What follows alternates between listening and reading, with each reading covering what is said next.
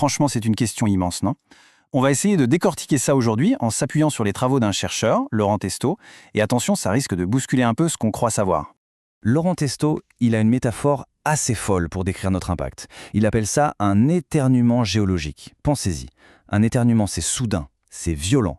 Et juste après, potentiellement, un silence, un très très long silence. Ce que ça veut dire, c'est que pour la toute première fois dans l'histoire de notre planète, une seule petite espèce, nous, a le pouvoir de tout changer pour tout le monde. Alors cette nouvelle époque, elle a un nom un peu scientifique, l'Anthropocène. Mais c'est le mot-clé à retenir pour piger ce qui se passe aujourd'hui. En gros, c'est comme si l'humanité n'était plus juste une locataire sur la planète Terre. Non, maintenant c'est nous qui sommes dans le cockpit, en train de piloter et de tout redessiner. Pour le meilleur, mais aussi pour le pire. Bon, mais comment on en est arrivé là, concrètement? Pour le savoir, il faut d'abord qu'on prenne conscience de notre propre puissance. Première partie donc, on va voir à quel point on est devenu une véritable force de la nature. Alors oui, force tellurique, ça sonne un peu compliqué. Mais en fait, l'idée est toute simple. Ça veut juste dire une force capable de changer la géologie de la planète. Et pour donner une idée, imaginez un peu. Chaque année, rien que pour nos mines, nos bâtiments, nos routes, on déplace plus de terre, de sable, de roches que tous les volcans, tous les fleuves et même tous les tremblements de terre de la planète combinés. C'est juste démentiel. Et ce qui est dingue là-dedans, c'est de voir à quel point notre rôle a changé. Pendant des milliers d'années, on subissait la nature. Une tempête, une sécheresse, on fait avec. Mais aujourd'hui, c'est nous qui décidons. On décide si ce fleuve va continuer de couler là, si cette forêt va rester debout, si cette espèce d'animal a le droit de continuer d'exister. On est un peu comme des apprentis sorciers, en train de jouer avec les murs porteurs de notre propre maison. Ok, donc on est puissant, c'est un fait.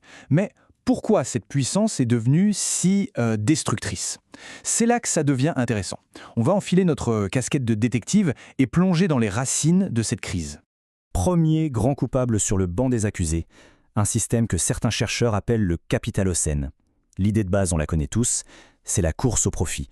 Une machine qui doit tourner toujours plus vite, qui doit extraire toujours plus de ressources, sans jamais vraiment se soucier des limites physiques de la planète. Pour que ce soit hyper concret, parlons de nos téléphones. Ils sont pleins de cuivre. Eh bien, il y a à peine 20 ans, pour avoir une tonne de cuivre, il fallait creuser 16 tonnes de roche. Aujourd'hui, pour la même tonne de cuivre, il faut en creuser 180 tonnes. C'est juste énorme, ça a été multiplié par plus de 10. L'énergie qu'il faut pour faire ça, c'est vertigineux.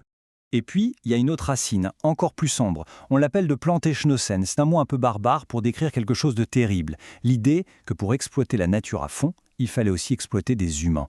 La colonisation et l'esclavage ont lié ces deux choses pour toujours. L'exploitation de la nature et l'exploitation de l'homme, c'est devenu la même logique. Et les conséquences, elles sont à peine imaginables. On parle de 50 millions de morts, soit 90% de la population amérindienne anéantie par les maladies venues d'Europe. Et côté nature, c'est pareil. Des écosystèmes hyper sophistiqués, comme ces forêts-jardins en Amazonie, ont été rasés pour planter de la canne à sucre ou du coton. En fait, on a plaqué en modèle européen sur le monde entier en écrasant tout le reste. Et cette dette, on la paye encore aujourd'hui. Ok, on a vu les racines du problème. Mais quel a été le carburant? Qu'est-ce qui a appuyé sur l'accélérateur à ce point? C'est ce qu'on va voir maintenant, le moteur de cette grande accélération. Ce moteur, il a un nom, le thermocène. En gros, c'est notre dépendance totale aux énergies fossiles. Et là, il y a un truc super intéressant à savoir. Le passage au charbon au 19e siècle, on a tendance à croire que c'était juste un progrès technique. Eh bien, pas seulement. C'était aussi et surtout un choix politique. Pourquoi? Parce que le charbon, contrairement au moulin à eau, ça permettait de construire des usines en ville. Et des usines en ville, avec les ouvriers sous la main, c'est beaucoup plus facile à contrôler et à empêcher de faire grève. Mais il y a une autre facette de ce moteur, une facette encore plus troublante. C'est ce qu'on appelle le thanatocène. Littéralement, ça veut dire l'ère de la mort. Et ça désigne un fait assez fou. Une bonne partie des technologies de notre quotidien sont nées de la guerre. Oui, c'est un peu un choc, mais l'Anthropocène est un enfant de la guerre. Tenez, quelques exemples. Les engrais chimiques, qui permettent aujourd'hui de nourrir une grosse partie de l'humanité. L'inventeur, Fritz Haber, cherchait à la base à faire des explosifs. L'énergie nucléaire, elle est née directement de la bombe atomique. Les pesticides, pour beaucoup, ce sont des cousins des gaz de combat. C'est quand même un sacré paradoxe, non? Alors, toute cette histoire nous amène à aujourd'hui. Et le bilan, on va pas se mentir, il est compliqué. On va voir maintenant comment on a dépassé les limites de notre planète. Alors voilà, les scientifiques ont défini ce qu'ils appellent les 9 limites planétaires. Il faut voir ça comme des lignes rouges, des garde-fous pour que la Terre reste un endroit vivable et stable pour nous. Eh bien, le constat est assez clair. Sur ces 9 lignes rouges, on en a déjà dépassé 6. Alors, quelles sont ces limites? Bon, il y a évidemment le changement climatique, on en entend parler tout le temps, Mais il y a aussi l'érosion de la biodiversité, la disparition des espèces, quoi. On a aussi complètement déréglé des cycles essentiels, comme celui de l'azote, avec les engrais. Et puis il y a l'arrivée de ce qu'on appelle les entités nouvelles, c'est-à-dire les plastiques, les polluants chimiques, tout ce qu'on a inventé et qui s'accumule partout. Le plus gros risque, en fait, c'est pas que ça se réchauffe petit à petit. Le vrai danger, c'est un point de bascule. Un moment où tout s'emballe et où on ne peut plus revenir en arrière. C'est le scénario de la Terre étuve. Un exemple tout bête. Le permafrost, le sol qui est gelé en permanence dans le Grand Nord. En fondant à cause du réchauffement, il libère du méthane. Le méthane, c'est un gaz qui réchauffe encore plus, ce qui fait fondre encore plus de permafrost, qui libère encore plus de méthane. On voit le truc? C'est un effet domino. Et une fois que les dominos commencent à tomber, c'est quasi impossible de les arrêter. Mais alors on peut se demander, si les scientifiques savent tout ça depuis des dizaines d'années, pourquoi on a autant tardé à réagir? La réponse est assez glaçante et elle a un nom, l'agnotocène. C'est tout simplement la fabrication organisée de l'ignorance. Pendant des années, ce qu'on a appelé les marchands de doute, souvent payés par les lobbies pétroliers, ont inondé les médias de fausses études, de faux débats, juste pour créer la confusion et retarder le plus possible le moment où on allait devoir agir. Bon, le portrait qu'on vient de brosser est assez sombre, on est d'accord. Mais ça ne veut pas dire qu'il faut tout laisser tomber. Bien au contraire. Alors, dernière partie, la plus importante peut-être, et maintenant on fait quoi? Il y a plein de pistes en fait. À l'échelle individuelle, par exemple, notre alimentation.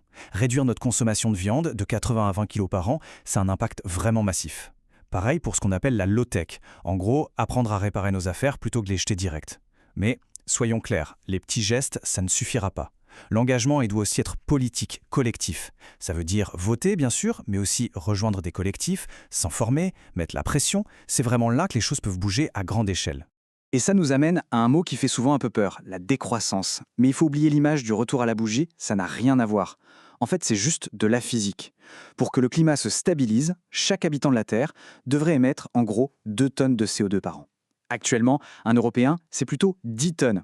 Donc l'idée, c'est pas de revenir en arrière, c'est de viser un niveau de vie qui soit juste et durable pour tout le monde. Par exemple, le niveau d'émission d'un Marocain, aujourd'hui. Alors, pour résumer un peu tout ça, ce tableau est parfait. D'un côté, il y a les faits, ce qui est acté, le réchauffement à plus 1,2 degré, les 6 limites qui sont déjà franchies, et même des trucs un peu fous comme le fait que le marqueur géologique de notre époque, ça pourrait être les os de poulet industriels tellement on en consomme. Et de l'autre côté, il y a les scénarios pour le futur. Le pire, la Terre étuve, mais aussi le meilleur, la possibilité de construire des sociétés plus sobres, plus locales. La bonne nouvelle, c'est que la fin n'est pas encore écrite.